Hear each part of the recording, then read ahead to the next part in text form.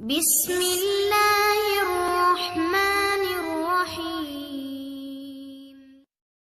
السلام علیکم ورحمۃ اللہ وبرکاتہ۔ پیارے پیارے بچوں، آپ کے کیا حال ہیں؟ امید ہے خیریت سے ہوں گے۔ اللہ سبحانہ و تعالی ہمیں سنتوں پر عمل کرنے والا بنائے، آمین۔ الحمدللہ، آج ہمارا سفر اسٹارٹ ہو چکا ہے۔ جیسے کہ آپ لوگ کو بتایا تھا کہ حدیث کے بارے میں ہم سیکھیں گے، اور حدیث کیا ہے؟ اللہ کے نبی صلی اللہ علیہ وسلم نے جو کچھ کہا، اور سنت کیا ہے؟ جو کچھ کیا۔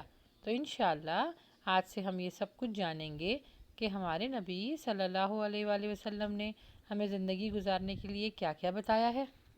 اور پیارے بچوں، آپ لوگ کو پتہ ہے کہ اللہ کے نبی صلی اللہ علیہ وآلہ وسلم بچوں سے بہت پیار کیا کرتے تھے، بہت شفقت رکھتے تھے ان پر، ان کے ساتھ کھیلتے تھے، ان کے ساتھ مذاق کرتے تھے، اور ان کو گفٹ بھی دیتے تھے۔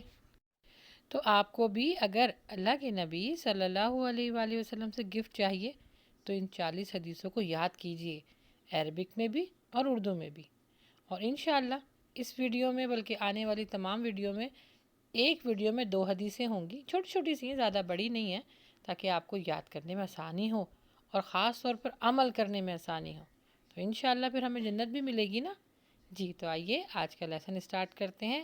حدیث نمبر 1، قال رسول اللہ صلی اللہ علیہ وآلہ وسلم الدعاء هو العبادہ۔ اس کا ترجمہ ہے دعا کرنا عین عبادت ہے۔ اب دیکھیے نا پیارے بچوں، ہم جو عبادت کرتے ہیں جیسے کہ نماز پڑھنا، روزہ رکھنا، حج کرنا، یہ ساری عبادتیں کرنے کا ہمیں ثواب ملتا ہے۔ لیکن کتنی ہی پیاری بات ہے کہ اللہ سبحانہ تعالیٰ نے فرمایا ہے کہ مجھ سے مانگنا، یعنی دعا کرنا، دعا کرنے کا مطلب ہوتا ہے نا اللہ سے مانگنا، مجھ سے مانگنے کا بھی ثواب ہے۔ سبحان اللہ۔ ذرا سوچئے، دنیا میں جتنے بھی ہمارے رشتے ہیں، خاص طور پہ ہمارے پیرنٹس، مما بابا، ہم ان سے کوئی چیز گھڑی گھڑی مانگتے ہیں نا تو وہ ہم سے ناراض ہو جاتے ہیں، رائٹ؟ یا غصے میں آ جاتے ہیں، یا پھر تنگ پڑ جاتے ہیں۔ لیکن اللہ سبحانہ و تعالیٰ کتنے پیارے ہیں کہ اللہ سبحانہ تعالیٰ سے اگر آپ نہیں مانگتے تو پھر ان کو غصہ آتا ہے، ان کو اچھا نہیں لگتا۔ اللہ سبحانہ تعالیٰ فرماتے ہیں کہ مجھ سے مانگو، مانگنے کا ثواب بھی دوں گا، اور جو آپ مانگتے ہو وہ بھی دوں گا۔ تو آج سے پیارے پیارے بچوں، آپ لوگوں نے چاہے چھوٹی سے چھوٹی چیز ہو، پینسل بھی چاہیے نا آپ کو تو اللہ سے مانگیں، بڑی سے بڑی بھی چیز ہو وہ بھی آپ نے اللہ سے مانگنی ہے۔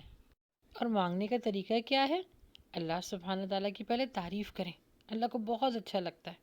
سبحان اللہ، الحمدللہ، اللہ اکبر، یہ کہہ کے پھر درود بھیجیں نبی صلی اللہ علیہ وآلہ وسلم کے اوپر۔ درود تو پڑھنا آتا ہوگا نا، اللہم صلی علی، ٹھیک ہے، یہ پڑھیں، اور اس کے بعد جو بھی آپ کو دعا مانگنی ہے اللہ سے مانگیں، ٹھیک ہے نا؟ آج سے پرومس، جو کچھ مانگنا ہے اللہ سے مانگنا ہے۔ حدیث نمبر 2، لا تغضب، غصہ نہ کرو۔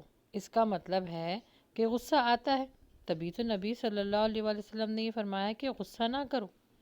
تو غصہ کس کی طرف سے آتا ہے پیارے بچوں، آپ کو پتہ ہے؟ غصہ شیطان کی طرف سے آتا ہے، اور شیطان آگ سے بنا ہے، اور آگ کو کیسے بجھاتے ہیں؟ پانی کے ذریعے۔ تو اللہ کے نبی صلی اللہ علیہ وسلم نے فرمایا کہ غصہ آ جاتا ہے تو اس کو فوراً ختم کرو۔ کیسے؟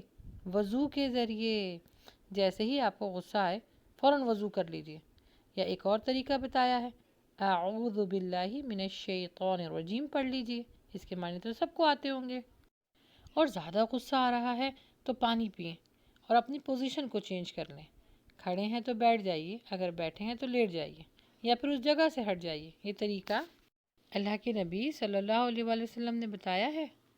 اور شیطان کیا بتاتا ہے کہ غصہ کرو۔ بعض دفعہ امی اور ابو کے اوپر غصہ آ جاتا ہے کہ وہ کہتے ہیں ہوم ورک کرو، یا کہتے ہیں کہ کمرہ صاف کرو، آتا ہے نا بعض دفعہ۔ لیکن ہمیں غصہ نہیں کرنا، کیونکہ ہمیں ہمارے نبی صلی اللہ علیہ وآلہ وسلم نے اور اللہ سبحانہ تعالیٰ نے منع فرمایا ہے نا، ہمیں اپنے آپ سے شیطان کو دور کرنا ہے اور اللہ کو راضی کرنا ہے، کیونکہ اللہ ہمارا بیسٹ دوست ہے۔ اور انسان غصہ کر تو لیتا ہے، بعد میں اس کو تکلیف ہوتی ہے، ریگریٹ ہوتا ہے کہ کیوں میں نے ایسا بیڈ کام کیا۔ تو آپ نے ایسا کوئی کام نہیں کرنا جس سے بعد میں آپ ہی کو تکلیف ہو، ٹھیک ہے نا؟ پرومس کر رہے ہیں کہ اب آپ نے غصہ نہیں کرنا، اور اگر غصہ آ جائے تو ان میں سے کوئی بھی ایک کام کریں گے، انشاءاللہ غصہ فوراً بھاگ جائے گا۔ چلیے اب نیکسٹ ویڈیو تک مجھے اجازت دیجیے، انشاءاللہ 2 پیاری حدیثوں کے ساتھ دوبارہ ملیں گے۔